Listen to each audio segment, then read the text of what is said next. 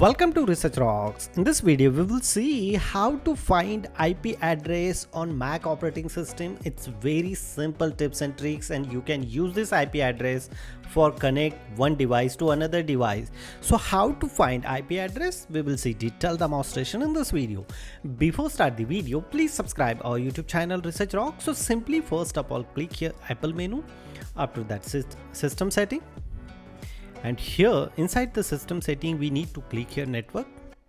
After that, here inside the network, here Wi-Fi, and inside the Wi-Fi here this Wi-Fi connected, and then simply click here and boom, this is my IP address, TCP/IP.